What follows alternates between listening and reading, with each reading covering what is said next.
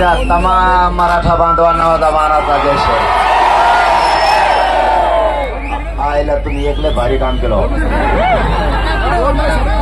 तुम्ही इतक्या ताकदीनं जमल्यामुळं मला जाऊस तरी सरकार झोपत नाही.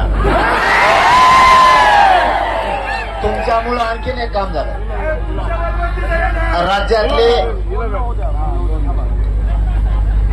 मराठवाडा, विदर्भ, पश्चिम महाराष्ट्र, कोकणातले मराठी तुम्ही जे हे नारायणगावच्या ठिकाणी या संख्येत जमलात ना, ही संख्या महाराष्ट्रातली सुरू झाल्यापासूनची सगळ्यात मोठी जमलेली.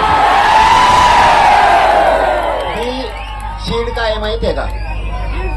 ही चीड या गोष्टीची आहे की सरकार मराठा समाज ओबीसीत असताना देत नाही, खोटे नाटे आरोप करतो, माननीय न्यायदेवतेला पुढे घालतो.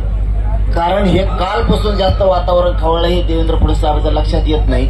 काय खवळलंय नेमकं? तर त्यांनी परवानगी द्यायला पाहिजे होती तर मान्य न्यायालयावर ढकललं. न्यायालयाने सांगितलं कायदा तुम्ही पारित केला. आता नवीन काढलेला कायदा तुम्ही आता आमचं आंदोलन निघाल्यावर आता 2-3 दिवस झाले काढलाय. त्याची परवानगी तुमच्याकडेच आहे म्हणे. आणि त्यांना परवानगी त्यांच्यावर अशी नमूद केली की त्यांना मराठ्यांना परवानगी द्यावाच लागली. बरं, परवानगी दिली अशी दिली 1 दिवसाची. 1 दिवसाची परवानगी असते का राहू कुठं?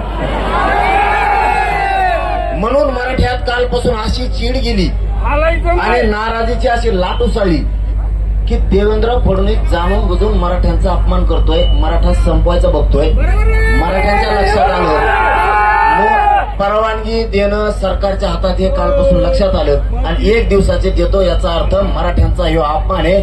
आता आम्ही बसणार म्हणजे बसणार हे राज्यातल्या मराठ्यांचे.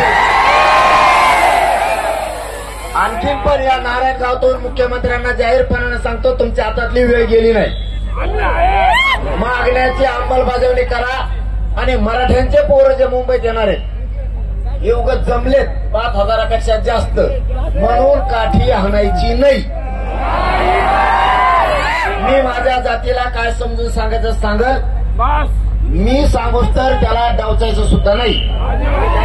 तुम्ही जर म्हणले 5,000 लोकच बसा तर आमचे खानदानी अवलादे 5च बसू, पण दुसऱ्या ग्राउंडवर सगळे मराठे बसतो. तुम्ही आम्हाला नाकारू शकत नाही. म्हणून तुमच्या जीवावरती नाशिक आणि पुणे जिल्हा यांनी गेल्या वेळेस आमच्यावर लय उपकार केले गरीब मराठ्यावर. तुम्ही एवढी सुद्धा आम्हाला आठवण येऊ दिली नाही, एवढी सुद्धा. लेकरं बाळ कधी उपाशी राहू दिले नाही. जर आंदोलन लांबलंच पुणे जिल्हा आणि नाशिक जिल्हा तुमच्या दोघांकडे बी रेल्वे आहेत. रोज जिल्ह्यातून भाकरी गोळा करा ना मला टाका. 2 टाइम आम्ही खातो, 2 टाइम रेटून झोपतो. पण तुमच्या लेकराच्या डोक्यावर गुलाल टाकेल शब्द. आता तुम्ही एवढ्या संख्येनं जमल्यामुळं आम्हाला आणखीन ऊर्जा वाढली आणि आता हे बघितल्यामुळं हे बांधव आपल्या मागे येतो का? आणि आता हे काय गेलं त्याची झोप उडाली. त्याची जर झोप नाही उडाली तर खरंच हे हिंदू विरोधी माणूस म्हणून जाहीर करायचं. आता त्यांनी जागा होणं गरजेचं आहे. नारायणगावतून शेवटचा शब्द वापरतो आणि विनंती करतो, फडणवीस साहेब, मुख्यमंत्री साहेब, तुमच्या हातातून आणखी वेळ गेली नाही. मराठ्यांचा सन्मान करा, मराठ्यांच्या सगळ्या मागण्याची अंमलबजावणी करा, मराठ्यांचा अपमान करू नका. नाही तर हे आग्या मोवळ असं खवळलंय. तुम्हाला वाटतंय महिले चलतीये, हे फक्त मी गप्पस म्हणून गप्प बसते. नाही तर हे जर करायला लागले तर राज्यात चाक सुद्धा फिरून देणार नाही. तर याला मला फिरावं लागणार.